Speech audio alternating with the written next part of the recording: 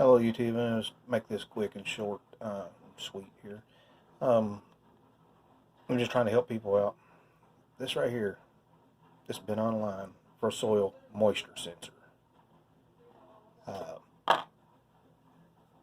People saying are junk. They're just for testing. Testing what?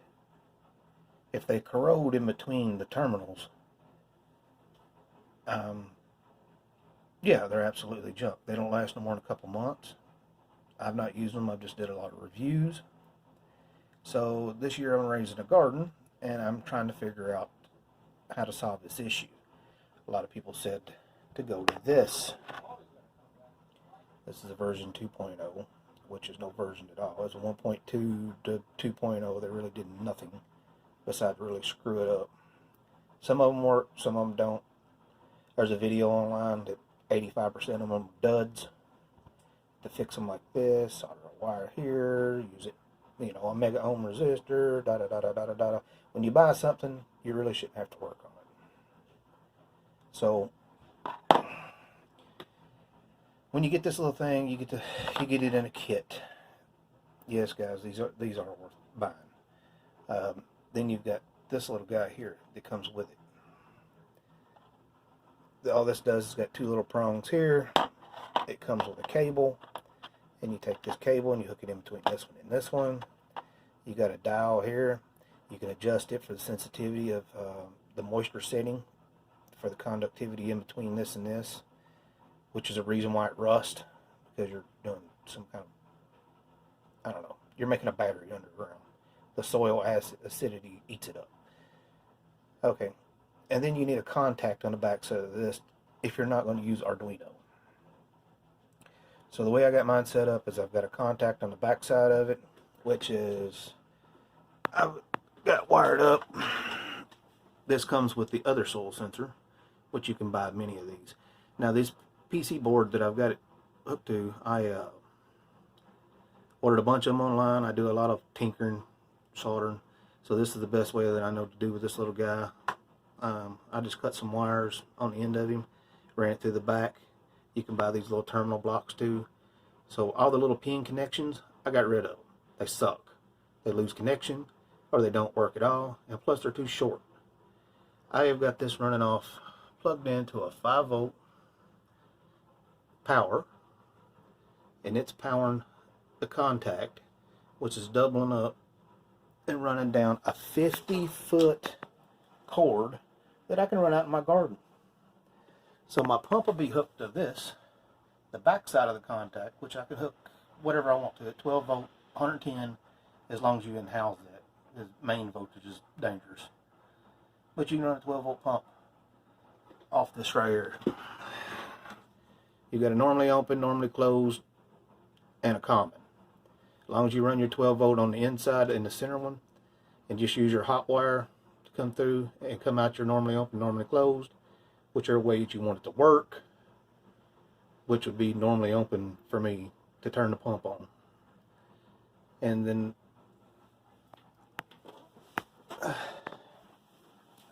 this is my little setup I got here. You can hear it click up there. You can also see the light come on and off in here. Okay, this is what I did. This little guy here, he's no good. He's junk. What you're wanting to look for is this little jewel that comes with it. I ordered a pack of 5 for $7 and something. So I can afford to throw this away if they don't sell this separate. If they sell this separate, I don't know, just buy you a handful of them. Okay, that, some people's been lucky. It's whatever. Order it if you want to. I don't use it. What I'm doing here, okay, I'm going to give you some pictures and stuff like that to show you how I wired this up and things, but trying to do this with one hand is unbelievable. So I'm going to take this out of here, and then I'll be right back. Okay, here's your little soil sensor. It's what I did is I come down and I put some wires on it and run it under the bottom and connected it to the little blocks. But I'm having these guys to hold some probes for me. All this is stainless steel wire. You know, test, do whatever suits you. But these are about 6 inches. Does it matter how long they are? Probably, but you're going to adjust for it right there. Be gentle with this pod. You know, it's China. It could break. But it does do the sensitivity on it. So I put stainless steel rods in here. I can pull this apart, just take the 2 rubber bands off and slide it apart. There's the end of it. It's got 2 holes on the other end that the probes stick through. I just tighten these down to hold it, and then the hole sits out somewhere about 1/2 inch or something away from this, which gives it a dual holder to hold your probe still. So, no more corrosion. If it gives marks on these, or stainless steel is pretty hard to rust, but you can always take sandpaper and clean them off, or you can just cut you 2 more, screw them right back in. You're good to go. I just thought maybe this would help someone that's going through the same thing, looking for what I'm looking for. So if you mount these in a good way, you should be able to stick this right out in the garden, which I have not seen. I've seen them stick them in flower pots. I've seen them, you know, do samples in water in glasses like I'm doing here to make them work. So basically, I mean, it's just touch the water and click, you know, you're on. You can hear the little contact in the background snapping. This absolutely works. You can make this really sensitive, or, you know, have your garden to have a flood, whatever. But this does work if you put this down at this end. I don't know anything else other than 50 foot of cord or less. I haven't ran it no farther than that. That's a pretty good distance to run 5 volts, unless you got a lot of amps packing it. But I thought I would share this with you, because soil sensors are really, if you get name brand stuff and you just buy it off the market, if you can find it, are really expensive. So questions and comments.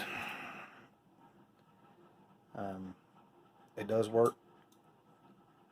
It absolutely works. And then I did 3D print this, and no, you'll have to come up with your own housing. Probably better than mine. This is just a test here, but these are worth it. I left this in here for about 48 hours, so I had no issues with like burning it up or whatever. Now in soil, it does work also. It's just got to read it's just reading continuity or resistance in between the 2 probes. This is just so I can use it in real life instead of just playing around with pots and water. I want to put this on my irrigation drip system. And these little guys also there's another pin down here too. Well, up here for an output. Now these work the same. You can stick it on one or the other as far as the output of it. But you can also run dual contacts off of it, or 2 pumps or whatever, as long as you got the wire. This is a 4-wire cable that goes up to the top. It's all depending on how you wire it. But I thought this was really neat, and I wanted to do some more investigation in it to see if this would work. Get rid of all the little junky wires that they come with it. This is Arduino test stuff. You don't want to use this in the field. You want something robust that you can tighten down. You can also buy these offline, just like a whole pack of these things if you do some tinkering. But make you about 4 or 5 of these. I mean, good luck. I hope I help somebody out. just hit the like button.